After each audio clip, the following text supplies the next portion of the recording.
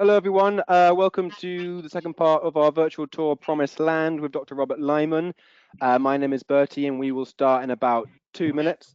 So make yourself comfortable. If you have any problems with the technology, raise your virtual hand or fire us a message, and we will try and sort that out for you. Otherwise, sit tight, and we will begin very shortly.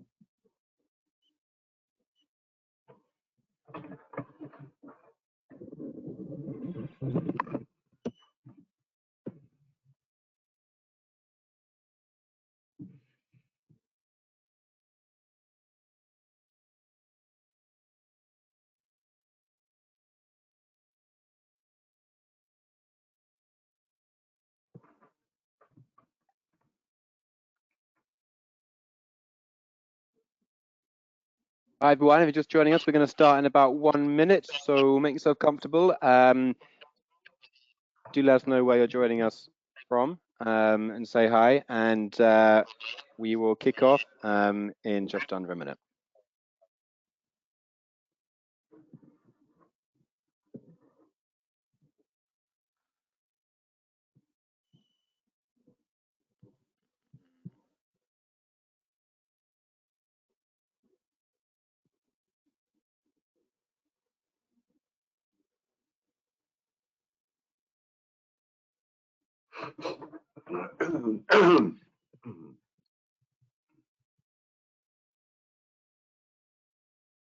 Okay, everyone, welcome. Welcome. My name is Bertie. Welcome back to Promised Land, our virtual tour, the struggle for Burma in World War II. Dr. Robert Lyman is here, and he will take over shortly. Last week, Rob took us through the story of General Aung San and the founding of the Burma Independence Army, as well as the broader nationalist movement within Burma during the Second World War, and how Aung San's assassination was a major blow to the peaceful and prosperous development of Burma. Today, Rob is going to broaden out the narrative and look at the roles of the Allies in the hills during the Second World War. So in particular, Rob will talk about the Kachin, the Chin, the Naga, as well as the Rakhine Buddhists and the Rohingya Muslims in modern-day Rakhine state. I'm going to hand over to Rob very shortly. Before I do, I've got a few things to say myself, and then also we're going to hear from Frank from Medical Action Myanmar. But just before we go to Frank, you should all be quite comfortable with the software, but just in case you're new, you should see your control panel on your screen, and there's 3 buttons. The bottom button is a hand. If you have any problems during the session, you can raise that hand, and we will try and help you out, or you can message us, or you can email us if you can't, if for some reason you can't message us. You are automatically muted, but at the end of Rob's tour, there will be a Q&A session. So if you want to put a question directly to Rob, we really welcome that. So raise your hand at that point. We will then unmute you, and you can then speak to Rob directly. The middle button on that control panel allows you to follow the tour in full screen. Please do write questions to us in the chat section. We will get through those either during the main body of Rob's tour or at the end. There are also maps to help you navigate yourself throughout the 3 sessions of this tour. Some of you would have received them in the post. Those of you who haven't can go onto your PDF of the itinerary we sent you, and in the resources section, you can follow links to the 9 maps to follow to view them online. Those maps are also saved in the GoToWebinar system. So if you go to the Handouts tab on the control panel, you can also follow those links there. Finally, for those of you with 2 screens, or perhaps those of you watching the recording, you can also follow this tour on Google Earth. We've created Google Earth projects for each session, which correspond to Rob's presentation. So you can see the topography of the land, and you can further navigate yourself through Rob's talk. You shouldn't need to do that, but if you wish to, that option is there for you as well. So again, go to your itinerary and to the resources section, and you can follow the links depending on the session you wish to view. All 3 sessions are being recorded, as I think you know. So we will send out these recordings to you tomorrow morning. That is Monday morning, along with Rob's presentation. I think that's all from me. So what I'm going to do now is welcome Frank. Frank is from Medical Action Myanmar. This tour is in support of Medical Action Myanmar, and Frank is the country director. In incredibly difficult circumstances, Medical Action Myanmar are doing important work, giving important medical assistance to the people of Myanmar. So Frank is going to say a few words about what MAM are doing and how you can further support them. So welcome, Frank, and I'll hand over to you. All right, thank you very much. My name is Frank Smithuis, and I'm the director of Medical Action Myanmar, which is a relatively new NGO, which I set up together with my wife, a Burmese doctor, Dr. Nini Tun. We operate 12 clinics and 2,000 community health workers that work mainly in remote areas. And recently we opened 20 COVID treatment centers, and we do research. Over the past years, we have treated over 1 million patients a year, and we try to save lives, but particularly also we try to decrease suffering. And no, my slide doesn't go down. Yes, it goes down. So the clinics, we have clinics and we have community health workers. In the clinics, we do general health care, and we especially focus on infectious diseases like tuberculosis and HIV, and on malnutrition. And the child on your right, this one child, before and after treatment, actually was unlucky to have both TB and malnutrition. We also try to take care of special patients, particularly patients who suffer a lot, like this child who was kicked out of school because people were afraid of her. She had HIV, and she had this terrible disease that it took us more than a year to treat it. But if you say her now, then you know that it's definitely worthwhile. And this is my wife. She's injecting somebody in the eye, a nasty thing to do, but it's actually to stop the process to become blind with people with HIV who have been infected with a certain virus, and that actually can stop the process of blindness immediately. She has done that with hundreds of patients. We also refer children if we can't do it ourselves, and then we pay the bill. And then we had COVID, and there was a massive outbreak in Myanmar, and that is why we had to react to that. So what happened? First in India and then in Nepal, massive epidemics started with this new virus that was much more infectious, the Delta virus. And so we needed to start to prepare to buy oxygen concentrators and medicines. We had to be very fast. Also, because in Myanmar there was a countrywide strike, the ports were closed, everything was closed. So it was a pretty tough thing to do. And we put some big orders to donors, big donors, the UN, who promised a lot of money.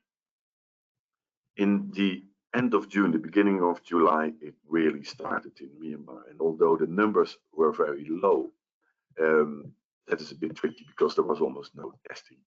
So we could not rely on the numbers. That small graph you see there of Myanmar is probably already much higher and was going to be much higher.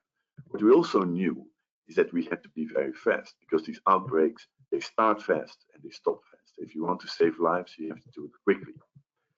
So we rebuilt part of our clinics, and we set up new clinics with the Catholic Church, not because I'm a religious person, but because they had a lot of buildings but also with other groups. And this is actually one of our clinics that we had already built before, and we had just modified them. And these little machines you see there, they are the oxygen concentrators, which were the lifesavers of many patients, but not for all. So this is the number of centers we set up. We set them up all within a month, and it was quite a job. So if we look back, so we made the order of oxygen concentrators and medicines in the beginning of May. We started treatment in the beginning of July, and unfortunately, the United Nations orders, they arrived in October and November, so this is after the outbreak. And that is actually not surprising because they are quite slow organizations, and they need a long time. So for that, we needed private donors. It is like, we know how to treat you, but please wait a few months for the UN supported. And that's not possible. So private donors are very important for that. So of the 2,500 patients, we had almost 80% who survived. Unfortunately, a little bit over 20% who died. And of the patients who died, they had a very low oxygen saturation on admission of about 60%. And you have to think, we don't have all 100%, but we should have about 99 or 98%. And then you know that 60% is normally not compatible with life. And then the second part is the healthcare in very remote communities, and that is where the minorities are living, that Robert is going to talk about, I believe. And these are the yellow dots. So we are in the west, we are in the Chin state, and we are in the Naga area in the Kachin state. And in the east, we are particularly in the Karen state and the Mon state. And that's where we have these 200 community health workers. Why did we do that? Well, what's the main problem in these remote communities? They are remote and they are small. And doctors and nurses don't want to work there. The population is too small, they can't make any money.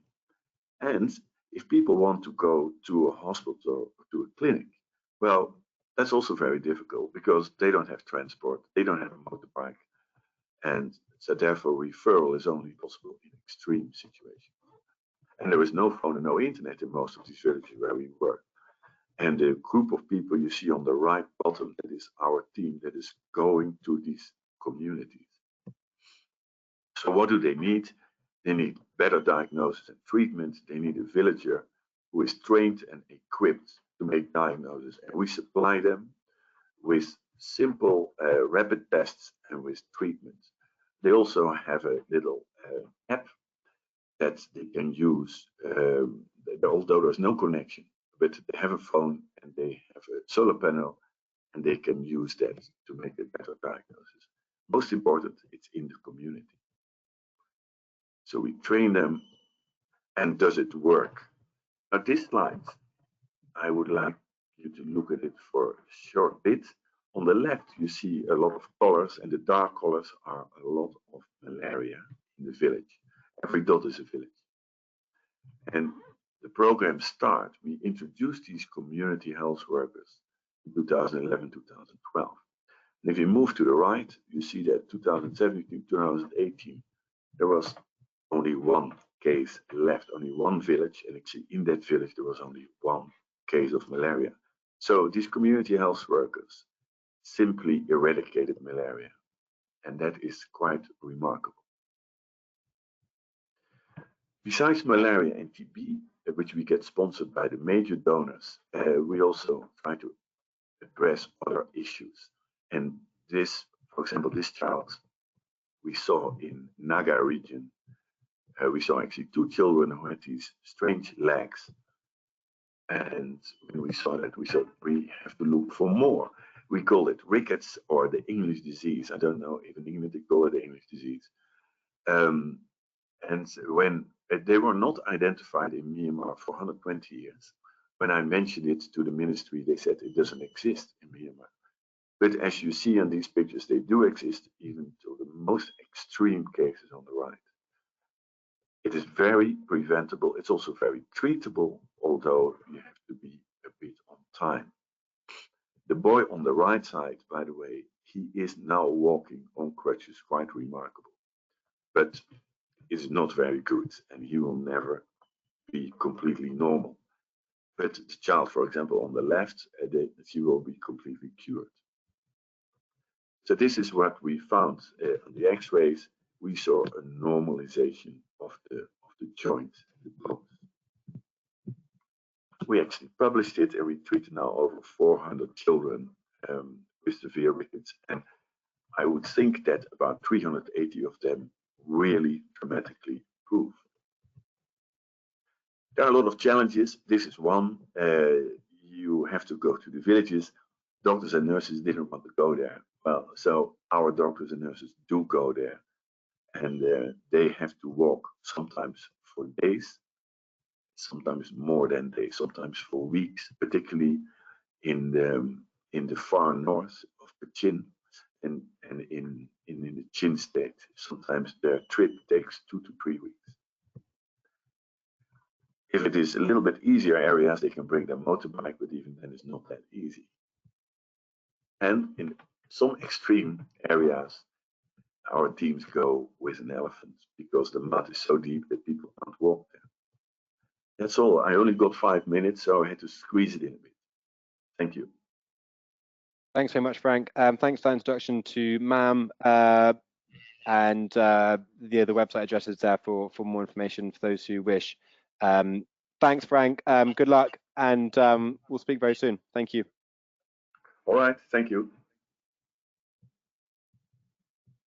Okay, everyone. Well, that was Frank. Like I say, you can follow the website for more information about MAM, and thank you for joining this tour, because part of that ticket price has already gone to helping the people of Myanmar via Frank and his team. Rob, I will now hand over to you, if you're ready. Well, thank you very much indeed, Bertie. Thank you very much, Frank. That was very illuminating and enlightening, and we're really impressed with the work that you're doing across Myanmar. So congratulations, and we look forward to following that in due course. And welcome everyone again to installment number 2, where we're going to look at the hill tribes. We've deliberately called this Allies in the Hills because during the Second World War, it's my contention that without the men and women of the hill tribes, the defeat of the Japanese would have been all but impossible. And we're going to do a little bit of an exploration today around the hills and the hill tribes of what I continue to call Burma, simply because that was what it was called during the period of time that we are looking at. And I have an eye on the watch, so we won't overrun, I hope, to the extent that we did last week. I do apologize for the sun on your screen. My study is full of sunshine today, which is very nice, of course, but the shutters don't completely close it all off. And again, as Bertie said, if you've got any questions, then please do put them in the chat box and we'll deal with them at the end. We are not going to look particularly long and hard at the Karens today, because that's going to be the subject of next week's talk.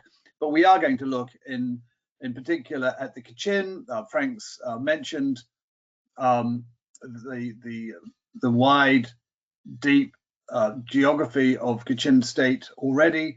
We'll also be looking at the Nagas, and as you know from last week, the Naga tribes spill across the artificial political border that was created between India and Burma. We'll also look at the Chins, and we'll look at the Mohammedans in Rakhine as well. So that's really going to be our focus today. As we start, I want you to think about that challenge that I posed last week, which was asking that question about the extent to which current political divisions in Myanmar can be attributed to colonialism, or are there other issues at stake? And I'll put my cards on the table right at the start. You can agree or disagree with me, and I'll try and present some evidence for this today and next week, which is that political unity and the stability of the country, I'm talking about Burma / Myanmar, can only come about when all political and ethnic entities give sufficient credence to each other to work in unity and harmony. So long as one entity, one ethnic group attempts to subjugate or dominate the others, that unity will never, ever exist. And I just want to start this week again by reminding you of that the ethnic fault lines in Burma, because they are really quite significant. And just to remind you, if you're not entirely au fait with the territory, I'm sure most of you are now, the area looking from right to left, we're talking in the dark red about the Karens. We'll talk about them next week. Down at the bottom in Tenasserim, where the number 7 is, we're looking at Mon State, and Frank's mentioned the Mons this morning. Going directly north, the dark purple are the Shan peoples. Even further north, when we're moving into the green, is Kachin. We come back down again into the Naga Hills. Interestingly enough, with other Shan populations in the north, squeeze between the Nagas and the Kachins, and then the Chins themselves, the Shans rather, and then the Chins on the left-hand side. And that in white is the Bamar population. And just have another look at that and note how the Bamar population does not extend much beyond the northern Irrawaddy. And we'll go back and just remind ourselves of how these ethnic divisions were reflected in the colonial structure, and particularly in the army. The Burma Rifles, when it was first formed in the 1920s, was created on the basis of the regimental structure in force in the Indian Army, and it was restructured again in 1937 when the Burma Army was transferred to Burma proper. And it's very interesting to see that the majority, as we discussed last week, of soldiers in the Burma Rifles, which comprised most of the Burma Army, virtually all of it. In fact, there were one or two, as they called them, odds and sods who sat outside of the Burma Rifles, but the Burma Rifles was the Burma Army, comprised a number of battalions, each of which had 4 companies, and the companies comprised 2 companies of Karens, 1 of Chins, and 1 of Kachins. Then further into India, of course, outside of Burma, we had the Assam Rifles. We were introduced to the Assam Rifles yesterday, a paramilitary force which had been established to provide security in the hills after 1879, and was particularly important in helping to assert the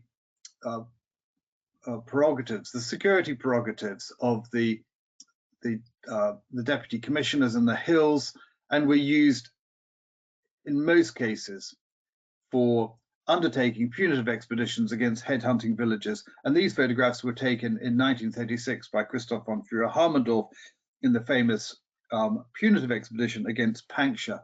So these are by means of introduction.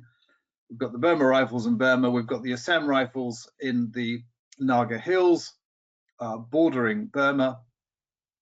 And then to remind ourselves again of where we are with the Burma campaign, of course, we've got the Japanese arriving from January 1942. By May 1942, they've pushed the British out. Burma is then effectively Japanese or under Japanese control all the way through to the middle of 1945.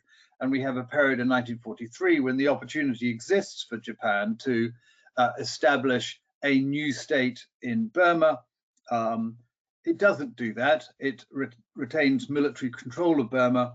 As we discovered last week, a puppet regime under Bamar is established that has no effective political power. The Burma Independence Army, of course, which ended in 1942, July 1942, becomes the Burma National Army, or the Burma Defense Army rather, but it actually has no power at all. And the Japanese, as we discovered last week, are actually quite worried about it.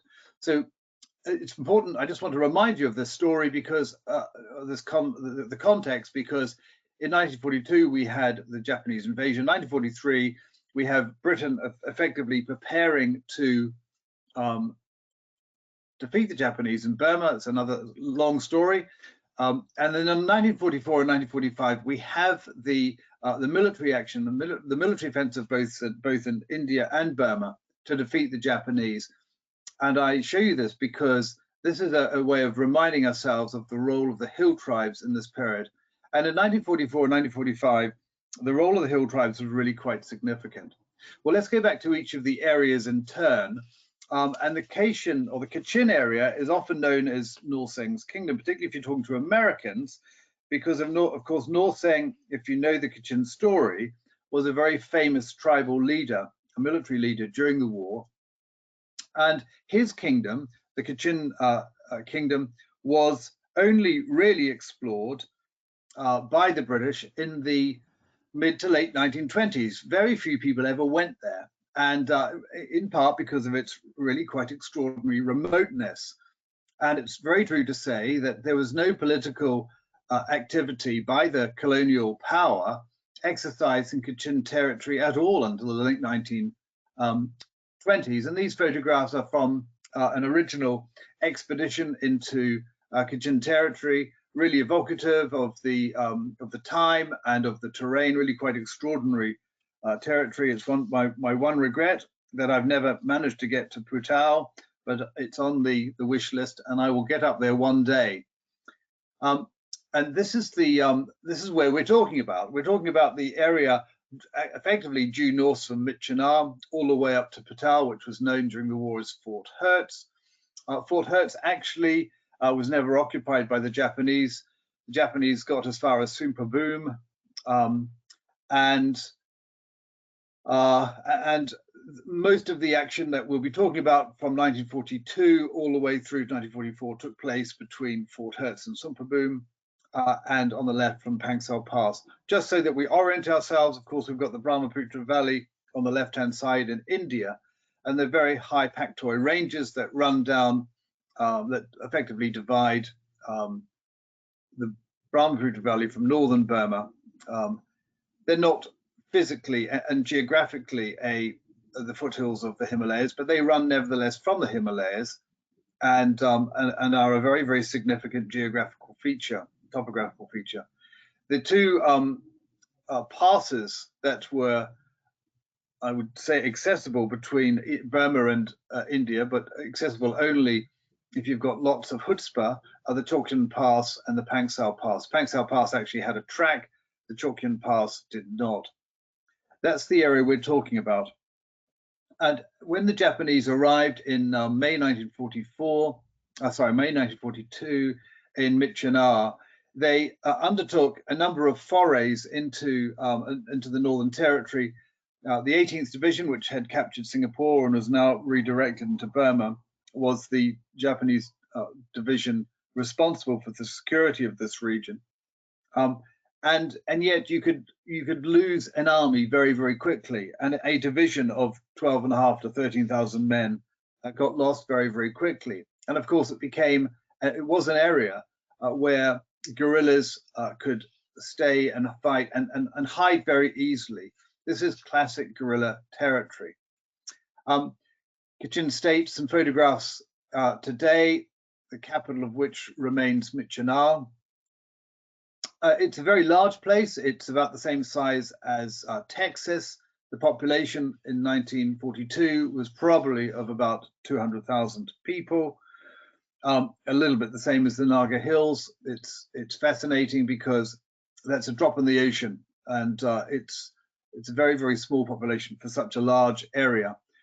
When the Japanese pushed the British out, and one of the last evacuation sites was Myitkyina, aircraft from Myitkyina flying back into Assam, about 2,000 members of the Burma Rifles, but primarily Kachin irregulars who already were forming up to oppose the Japanese, took to the hills.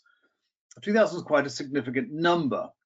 As I said, not all of them were ex-members of the Burma Army, but they were nevertheless determined to oppose the Japanese. And this is very interesting because the British had arrived very slowly. They had arrived in Kachin territory over a period of 40 or 50 years, but they hadn't done so to repress or oppress the local people. It was a as we described yesterday, it was a bureaucratic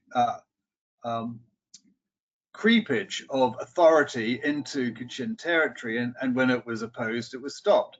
There were no punitive expeditions by the British into Kachin territory at all. So a very relaxed equilibrium was established between the British colonial authorities and Kachin people, to the extent that I can't find any evidence that there was any hostility actually in the 50 years prior to this of dramatic or direct hostility to the colonial power. That hostility, of course, resided effectively in the relationship between the Bamar people and the British, not the Kachin people. And we have a situation in 1942 where the Kachin start rising up against this sudden invader, an invader they had not invited, not expected, and was very different to the British colonial authorities with whom they had grown accustomed. Fort Hertz, now Prato, was the only part of Burma occupied throughout the war by the Allies. It became an important emergency airstrip for the Hump airlift, which we described last week. The Japanese made a number of forays against Fort Hertz, but never occupied it, and indeed suffered quite significant casualties whenever they attempted to do so. The British came back to Fort Hertz actually very, very quickly. So by July 1942, British troops were parachuted into Fort Hertz to re-establish the airfield and to create a locus around which resistance to the Japanese might be established. And the airfield, as I've suggested, became a very important emergency site for aircraft limping back from Yunnan if they couldn't get across the airfields, and if they couldn't get across the Pattaya Ranges, which you can see in the distance to India. Japanese were always very irritated by this, and they launched constant attacks on the airfield. But of course, through 1943 and 44, they were losing aircraft and didn't really have the capacity to do much damage to them. This beautiful photograph of the hills in the distance gives you some sense of the dramatic topographical features of this part of the world. Now, the British established in Fort Hertz an irregular formation under the auspices of V-Force. We'll come across V-Force in a moment. In order to be able to prosecute the war, these were called the North Kachin levies, or the North Kachin levies. And this was the first of two forces that the Allies created in the Kachin states. The second were the Kachin Rangers, established by the Americans. We'll come to that in a moment. But the North Kachin levies were an extraordinary bunch of people, actually. So by the end of the war, they had recruited some 7,000 men. And the story of the North Kachin levies is told brilliantly in a book called The Magic War by Colonel Fellows Gordon. I do recommend that if you can get hold of it. A very good friend, of course, to Nor Sang. 800 men by early 1943, operating to dominate the North Kachin area and to mount attacks, hit and run attacks on the Japanese whenever they pushed up towards Sumprabum, which the Japanese actually took finally on the 18th of March 1943. They then held on to it by their fingertips until early 1944. But interestingly enough, the Japanese occupation of Sumprabum meant that the NKL had an enemy in their midst who they could cut their teeth fighting against. So rather inadvertently, the consequence of the Japanese occupation of Sumprabum, which actually they didn't need to do, but they clearly did, was to help in the very rapid and effective training of the North Kachin levies through 1943. And the British, of course, were able to supply them with weapons and equipment through all of 1943. So here we have, for all of 1943, a really quite increasingly sophisticated and effective war against the Japanese at Sumprabum by the North Kachin levies. Now, if we just cross over to the Indian side, to our left, we have the creation in April 1942 of V-Force. V-Force named after Plan 5. It was not village force, as some people like to think. This was a very sophisticated, ultimately very sophisticated grouping of Naga villages built around the Assam Rifles, distributed right across the whole of the India, the territory bordering India with Burma, as we'll see on a map in a moment. And it was V-Force that enabled the Allies to really create a defensive organization based on the eyes and ears available by the hill tribes from a very early point. And I use the word sophisticated, and I used it deliberately because by 1944, V-Force was really quite a sophisticated component of the Allied armory, and undertook not just defense operations, not just intelligence operations, but also, as we'll see next week, in the operations in the Karen states, offensive operations against the Japanese as well. Well, the aim initially was to provide an immediate eyes and ears in India for a Japanese invasion. But actually what happened was, as the British withdrew through the Naga Hills and large numbers of Indian refugees in particular trailed miserably through the hills in 1942, V-Force was instrumental in helping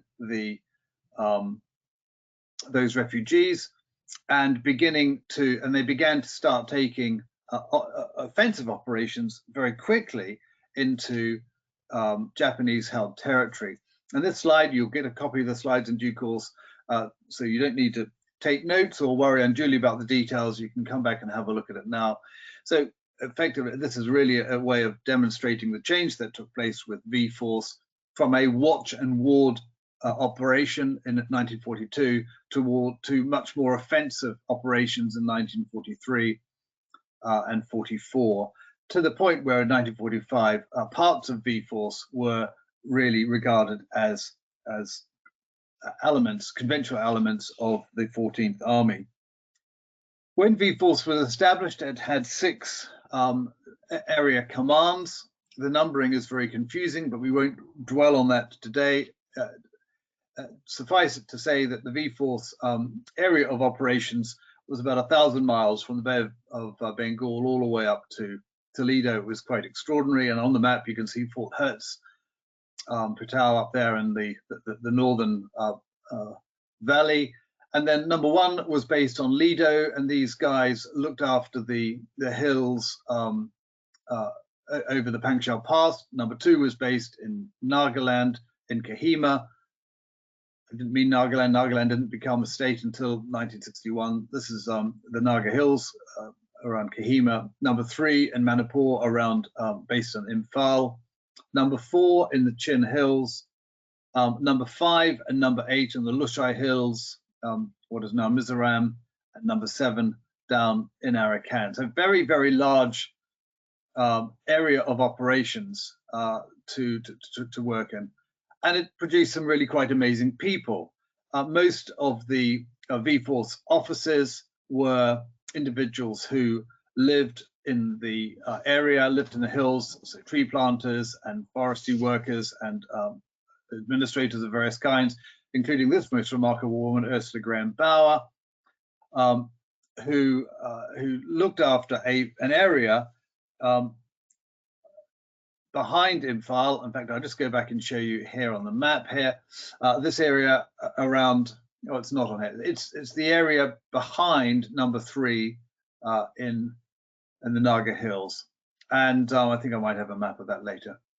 And they were people who knew the Nagas, who had a very good relationship with them, who in most parts could speak the local Nagamese. Each of the 16 tribes have their own languages.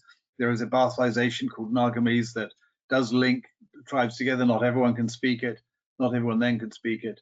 But Ursula Graham Bauer had a very good relationship with her Zemi Nagas, and the army then created an administrative structure around them, gave them 4 platoons, usually about 100 men of the Assam Rifles, around which their operations could work, and the Assam Rifles provided training. It took a little bit of time for weapons to arrive in the hills. In the meantime, the Nagas used their own spears and blowpipes and crossbows. And the way V-Force operated, I'll use Kohima as the example, where the headquarters of this group existed, number 2 group, V-Force. There were forward bases on the eastern hills overlooking the Chindwin, in Naga villages, of course, where a couple of sections or a platoon of the Assam Rifles would be based. And as time went by, these forward bases grew very, very adept at patrolling right across into Japanese territory, not just limiting themselves to the Naga Hills, but across into Burma itself to understand what was going on the other side of the fence.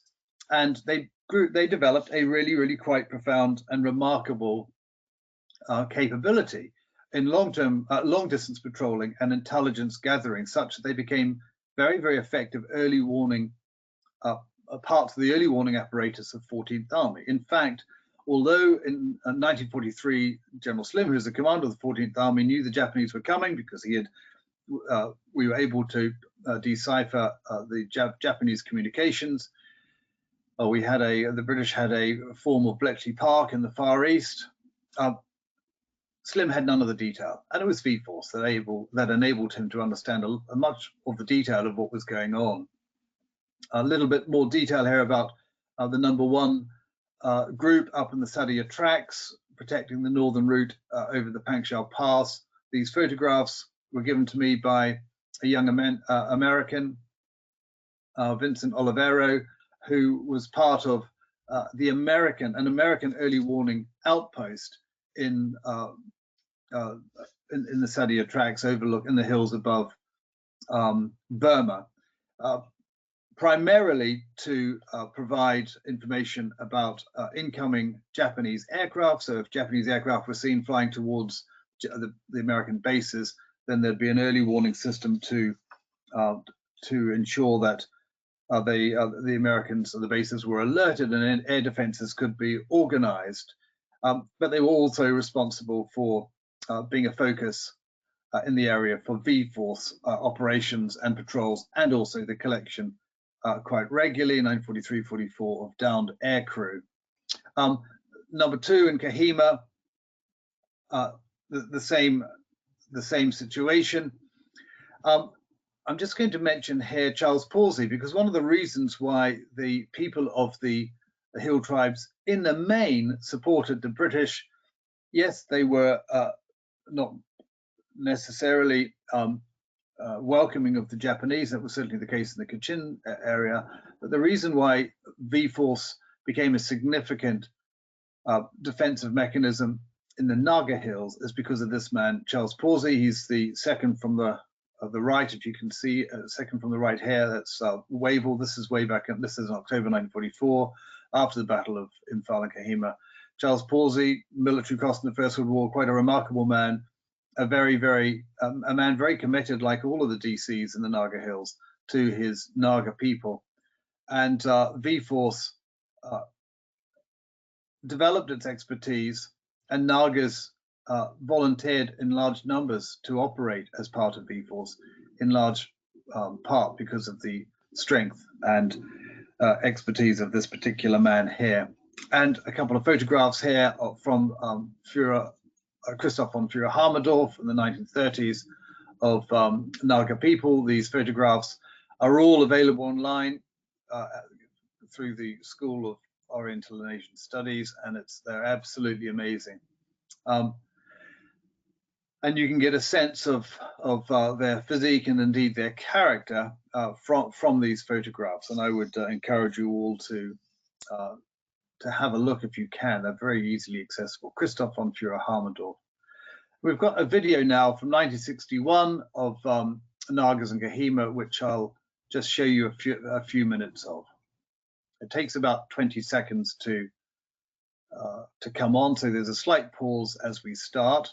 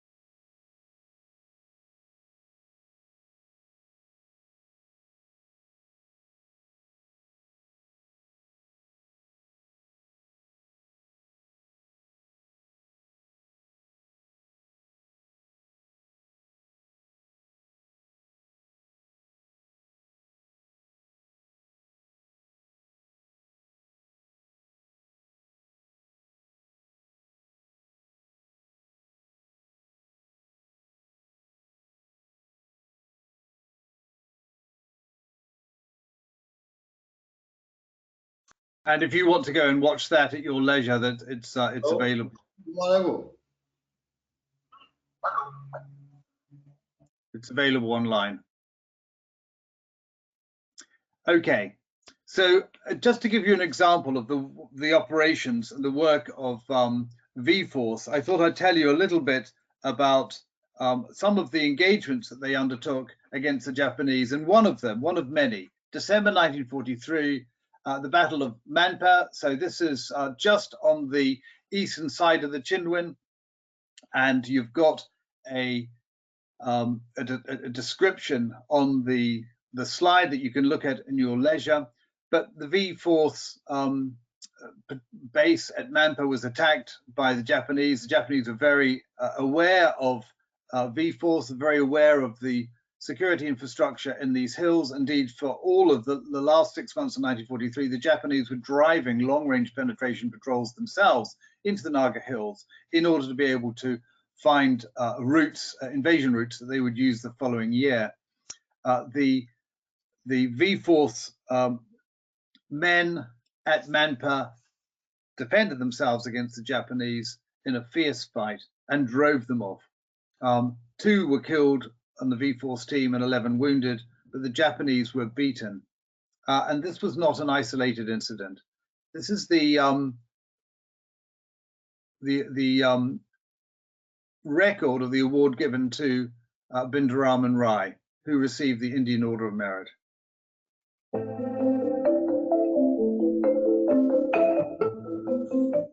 On the 23rd of December 1943, at Mampa on the upper Chindwin, when Subadar bin Rahman Rai's position was attacked in the early hours of the morning by a force of 400 enemy. It was largely due to the cool courage and magnificent leadership of this officer that his position, which was held by a platoon only, was not overrun and the platoon wiped out. In a series of 3 strong enemy attacks over a period of 4 hours, Subadar bin Rahman Rai, through his personal example and the skillful handling of his men, was able to beat off all enemy attacks, inflicting considerable casualties. Throughout the action, he displayed outstanding courage and devotion to duty, which by his own deeds was reflected in his men. After the enemy's final withdrawal, he took out a small reconnaissance patrol and maintained contact with the enemy until certain of their final withdrawal from the area, thereby assuring the safe evacuation of his wounded.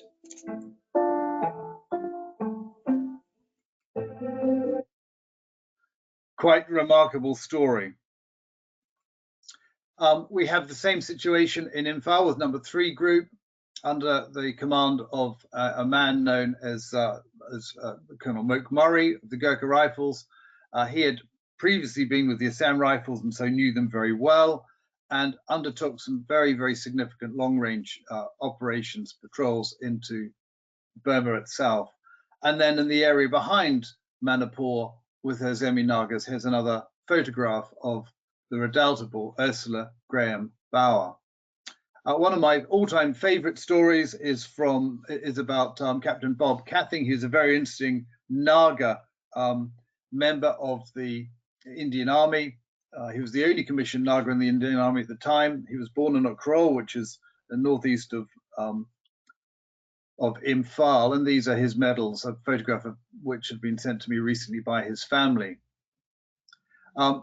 This is his citation for one of his awards. He was awarded the Military Cross and the MBE as well, and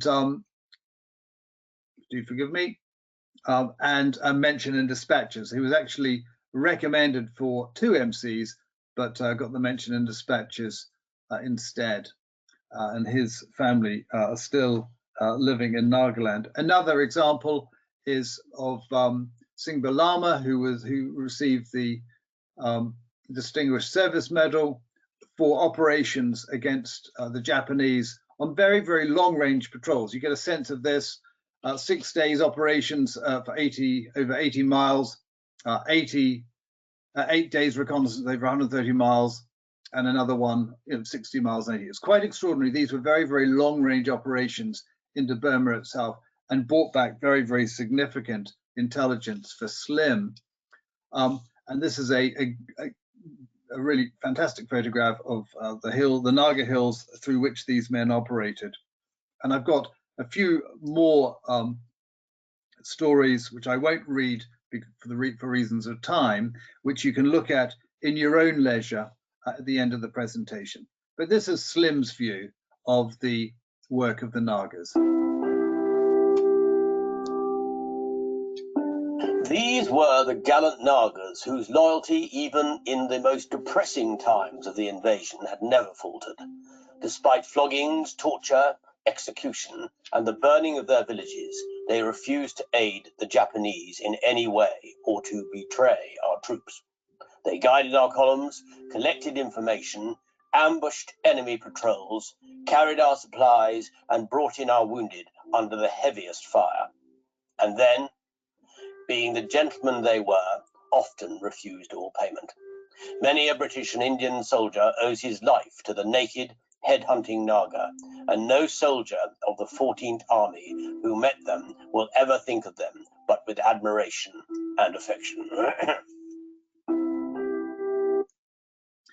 Further south in the Chin Hills, which is, of course, reached us in the news in recent weeks with the depredations of the Tatmadaw in this area, didn't have any Assam rifles. Of course, this was outside of Assam.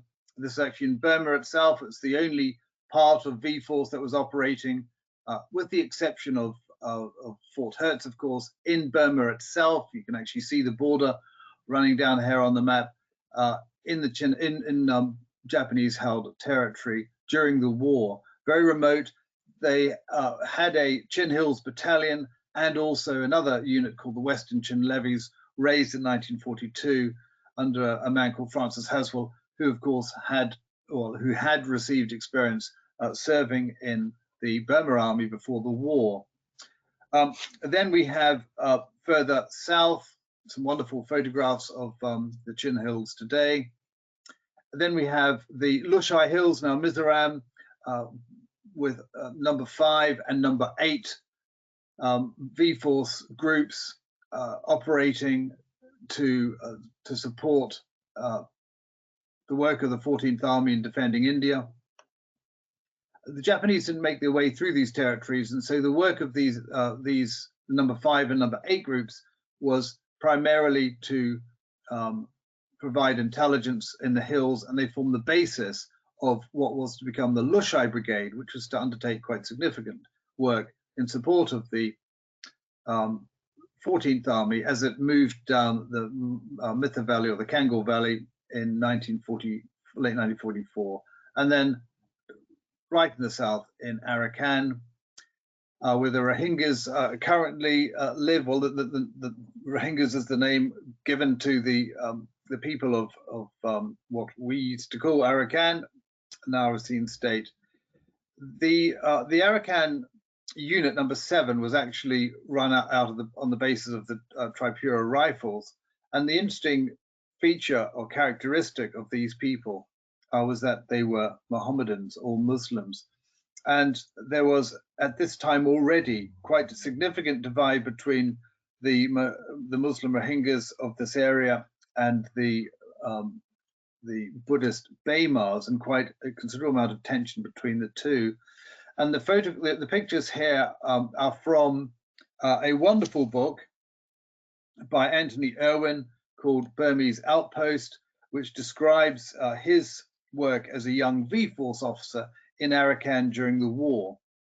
And if you can find a copy on Abe or online anywhere, then I do recommend. It's not a very large book, but it's quite remarkable and very well worth the read.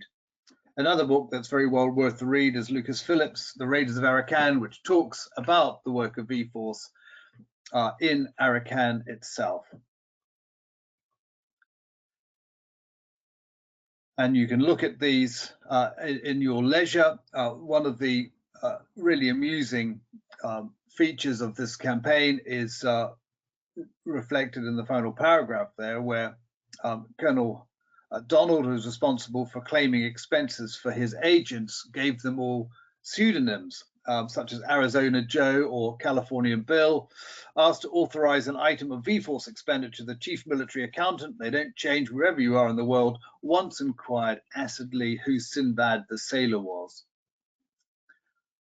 Now, that's 1942 and 1943. We now look to 1944 and the return to the offensive, and we look particularly at the role of V-Force and the Kachin, the North Kachin levies and the Kachin Rangers in taking the war to the Japanese in Burma. And this took place in 4 particular places. One was the Lido Road to Myitkyina. The second was the Kaladan Valley in Arakan, which is the where number 9 V-Force group was operating. The third was the Lushai Brigade, clearing the Gangor or the Maitha Valley in along the Chindwin. And finally, Operation Character in the Karen Hills in Burma, which we'll discuss next week. The first was the Lido Road. So I've already briefed you about the North Kachin levies, about 800 men in early 1943. By 1944, that had swollen to about 7,000 pretty well-trained irregulars, all dressed in uniform, all properly attested. So not fighting as guerrillas effectively, but fighting as trained soldiers on guerrilla operations. And it's an important point to note here. They were regarded as trained soldiers, not just as ill-disciplined levies. And it's very interesting to note that in the Kachin areas, both the North Kachin levies and the Kachin Rangers effectively form the basis of the Kachin forces, independence forces in the state today. The Americans, of course, had been significantly involved in Burma and in the Brahmaputra Valley of India since late 1942 in the creation of the Hump airlift. Very early on, it had been decided that the Americans and the Chinese would support the reconquest of northern Burma, and particular target was Myitkyina, in order to be able to provide an airfield for the Hump. And the unit that was brought together, a whole bunch of volunteers for special service, was the 5307 Provisional Force, known as Galahad Force, or nicknamed by the press in 1944 Merrill's Marauders, some 3,000 men. And in addition to that, we had the 22nd Chinese Army and the 38th Chinese Army, later in 1945, the 50th Chinese Army as well, about 75,000 men in all, whose job was to drive down into Burma towards Myitkyina, building the road as they went. And the road was effectively on the left-hand side, that blue arrow down from the Pangshao Pass, and the force building the road and driving down to Kamang and Namati and Myitkyina is X-Force. At the same time, the North Kachin levies and the American Kachin Rangers will be moving down from Fort Hurst, first of all to take Sumba Boom, and then to advance on Myitkyina themselves. This is the Lido Road, very significant, and most of you will recognize that from your from books and your own research into the war. It was one of the most extraordinary engineering achievements in world history. It really is extraordinary, and is still used to a considerable extent today. Now, these are the Kachin Rangers. These were established by the Americans, by Galahad Force, Merrill's Marauders, as regular soldiers to assist the work of the brigade moving down into Myitkyina. Very well equipped, very well trained. Enormous amount of time was expended in early 1944 to train these guys up. The Americans found them to be natural soldiers, if a bit exuberant in battle. They liked charging in with all guns blazing. So they weren't very good at subtlety, but very, very energetic fighters against the Japanese with a very, very good reputation in battle. Quite remarkable. I told you last week about how the British Empire left its stamp on the empire, and it did so, like the Romans, with these buildings. This is Myitkyina today. In Fort Hurst in 1944, large-scale training of the Kachin levies and the Kachin ranges took place in preparation for the advance down to Myitkyina through Sumbaboom. And there's some more information here about the leader of the American force, Vinegar Joe Stilwell, who was one of the extraordinary characters of the war and responsible for training both the Kachin Rangers and his own men and the Chinese in order to be able to capture Myitkyina. He had a lot of other jobs on at the same time, which we discussed last week. And there's some really fantastic, unique footage here of the Kachin Rangers operating in Bamar on the 4th and the 5th of January 1945. I've gone and taken and spliced some of this together, and I'll just show it to you now.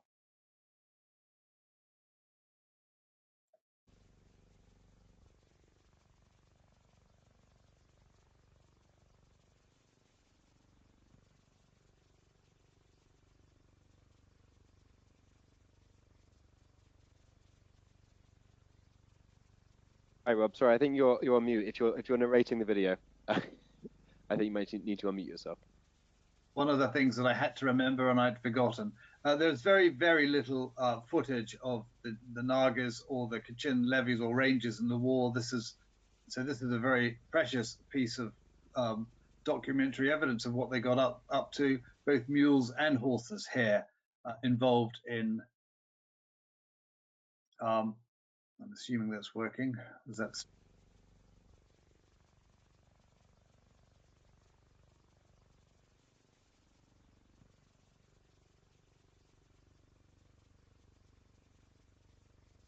you can find this on the internet itself. It's quite a long piece of cinematography, and I've gone and cut it down for you.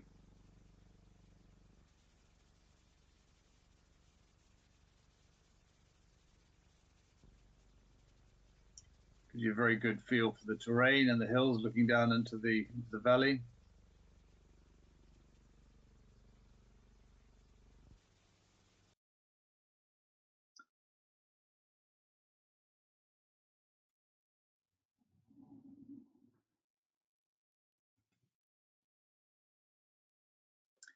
There we are. It almost feels as though you're there, doesn't it? So you get a sense of the disciplined nature of the Kachin operations. And this is Charlton Ogburn, who wrote a fabulous account of his work with the Kachin Rangers.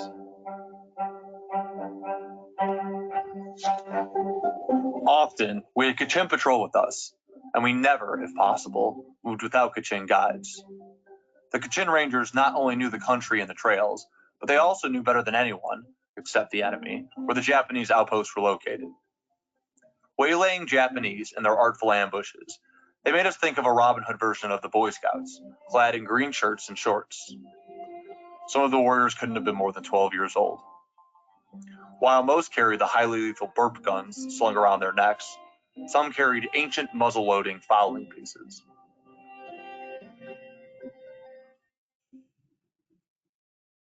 And this is Bernard Ferguson from his fabulous Wild Green Earth. He was a Chindit and much more besides, and this is his tribute to the Kachins.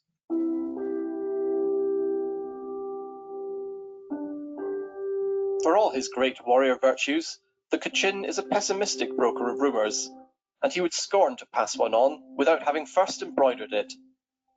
Yet I love him, and was deeply sorry to pass through Pumpchu, the last Kachin village for the year, and, as it turned out, the last I have been in at all. Some day I must go back. Meanwhile, I can do no more than commend that gallant race to my countrymen, who are mostly unaware of its heroic and unsupported war against the Japanese. To carry on their own independent way of life, they will need our protection and help for many generations to come, like that other splendid race, the Karens. Let us see that they get it, for we owe them a lot. Sadly, as we all know, the Bernard Ferguson's wish did not come true with independence, and that can be debated, of course, by all of us. What was the right of Britain to remain behind and support these hill people in a newly independent Burma? The same problem existed with the Nagas in India, but that's a conversation for another time. And I've mentioned a little bit earlier the West Chin Hills Battalion, who became the Lushai Brigade, conducting a very important supportive offensive against this place here, Gangor, down this valley here from Kalemio down to Gangor. It's got two names, the Gangor Valley, obviously from Gangor, or the Maitha Valley when you're starting from the north. And this was a very important long-range penetration operation in early 1945 to clear the Japanese from this area, to enable the British to make and the Indian forces to make good their offensive across the Chindwin towards Mandalay from the north. Very effective. In fact, this is Slim's account or tribute to the work of the levies.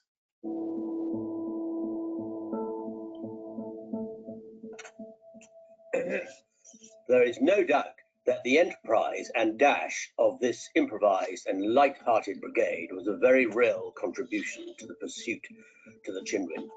It had operated for 6 months on packed transport, supplemented by an unavoidably meagre air supply across 200 miles of jungle mountains against the enemy flank and rear.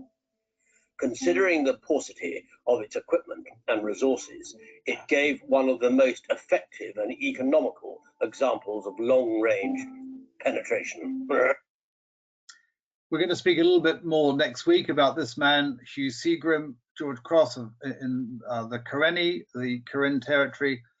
So we'll have to leave that till then. My final point that I'd like to make today is about the work of the V-Force operations. You can see some of the guerrillas here in V-Force working down the Culloden Valley, which is this area here. If you can see my cursor down towards Gangor and behind Akyab, which proved to be a very significant operation of the war, because it forced the Japanese in February 1945 to withdraw from Akyab.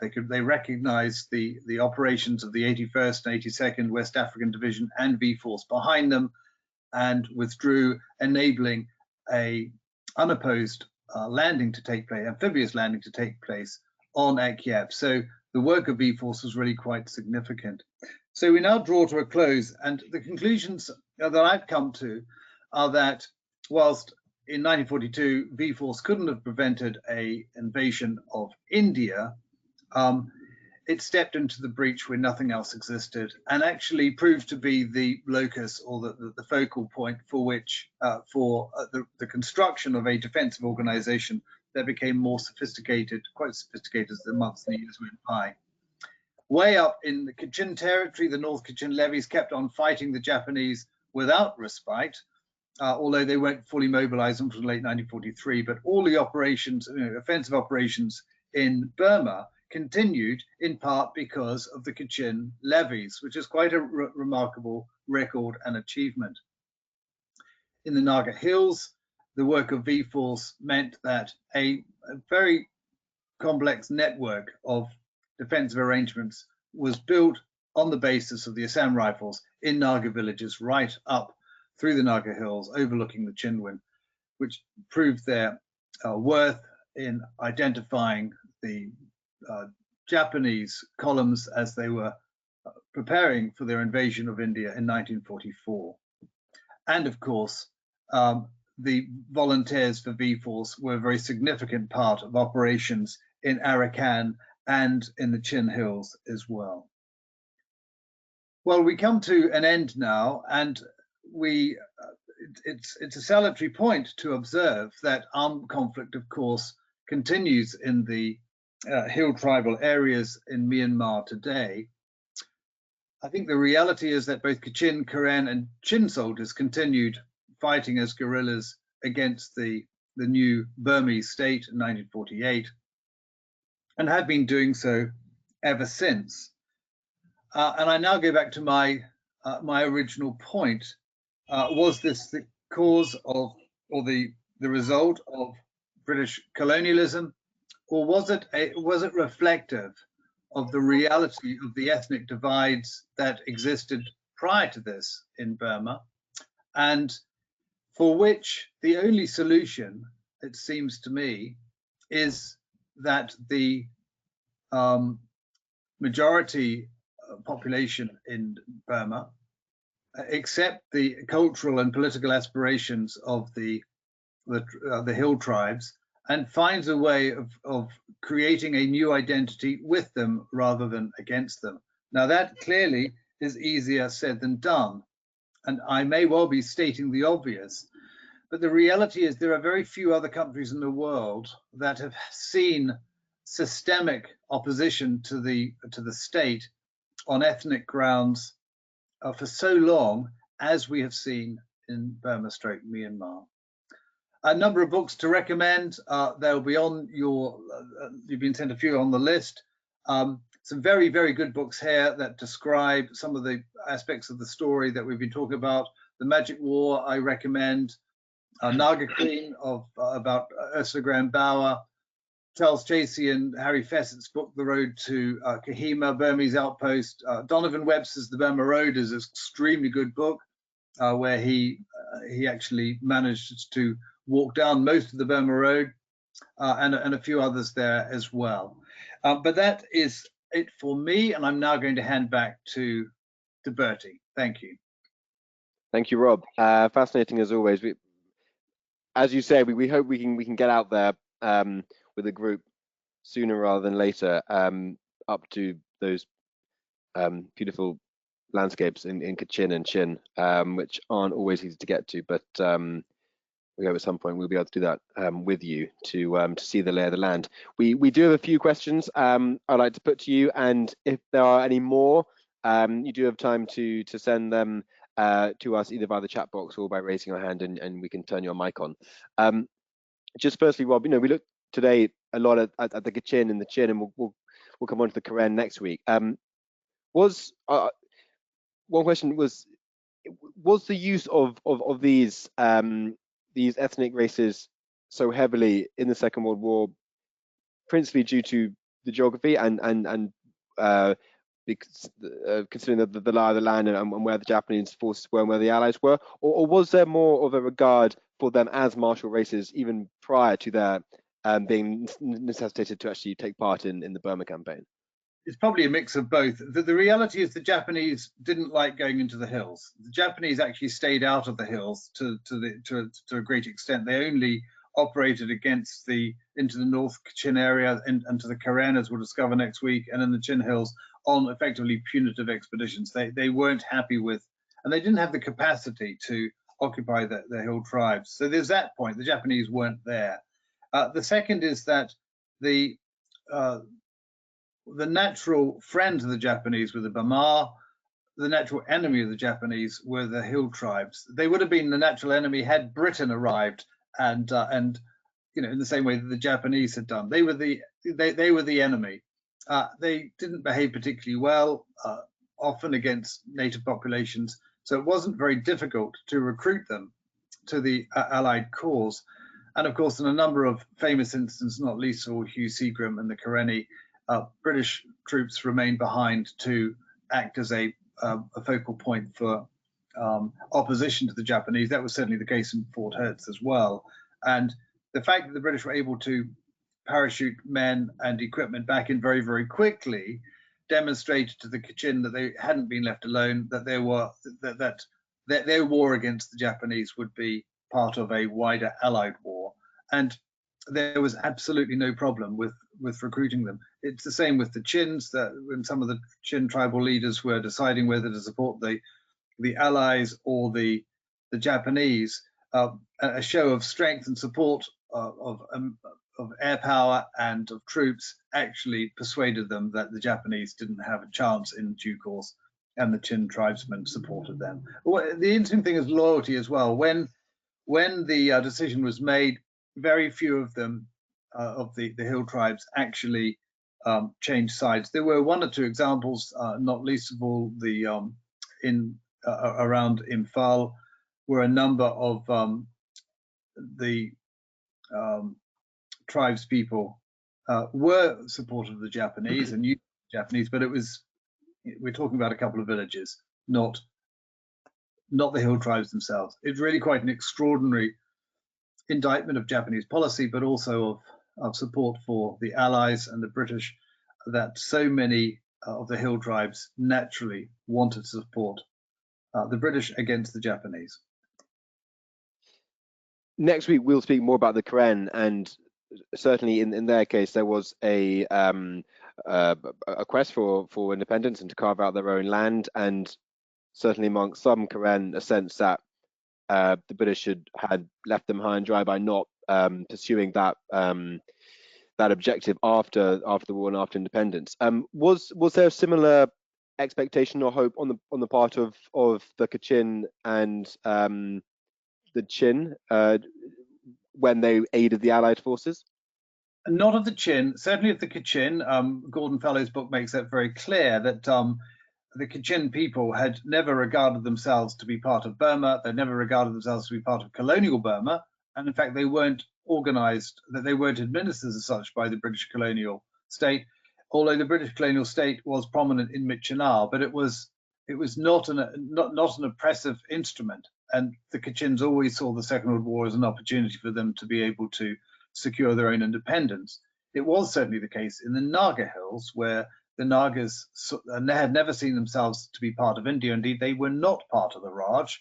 They were supervised for security administrative purposes by the Department for the Hill Tribes, and many Nagas believed that independence from the British leaving would allow them to gain independence for themselves. That was not to be, and the Naga Hills were handed over to India on independence, and that annoyed a number of Nagas, and a campaign of sorts for a number of years through the 60s through to the 80s sought to secure an independent Nagaland. And there are many Nagas today, less so than there were, who blame Britain for leaving and handing over the Naga Hills to India. Hmm. What I find quite interesting about, I mean, you mentioned this, well, you touched upon it earlier today, was that some of the fiercest fighting we've seen since the coup earlier this year has been in Chin State, which on the whole has been fairly quiet for the last generation or so, unlike, for example, Kachin State and parts of Karen State. I don't know if you have any thoughts on or sort of any enlightening remarks on why there wasn't such an armed resistance from the Chin people against the Bamar and the Tatmadaw in the last 30-40 years, or why that was. Well, I can only surmise the Chin are actually a Pacific people, and indeed as are the Karens, but the Chins hadn't undergone any of the depredations by the Bamar people against that the Karen people had experienced. So by the time the Japanese had arrived in 1942, the Karens had a love-hate relationship with the people of the plains, in a way that the Chins didn't, because the Chins also looked to Mizoram. The Chins looked west to India as well as east into Burma, and they were largely culturally and geographically self-contained. And I think for that reason, it was easy for the British to gain their support in 1942 and 1943, quite significant support. And it was easy for them to reinforce them. It's also important to note that both the Karens and the Chins, and the Kachins as well, were heavily converted to Christianity, very, very significantly so. And the incident of Christian conversion in the Chin Hills is very strong. And I can't but help think that might continue to be a problem for the Burmese, and it goes to the point that I've already made today, and I made last week, and actually I make constantly, which is that states are a product of nations, and the only way to be able to create an effective state is to be able to bring the nations together. So where you don't have respect for the cultural characteristics or features of these people, as individuals, and you insist on there being a Buddhist imperative, for instance, or a Bamar imperative, you're not going to be able to get unity. And I think that's possibly at the root of the current issue in the Chin Hills, where the Chins have been left alone to a large extent and are now feeling the wrath of the Tatmadaw. And It's a great tragedy, of course, but they are different. They are Christian. They have links to India.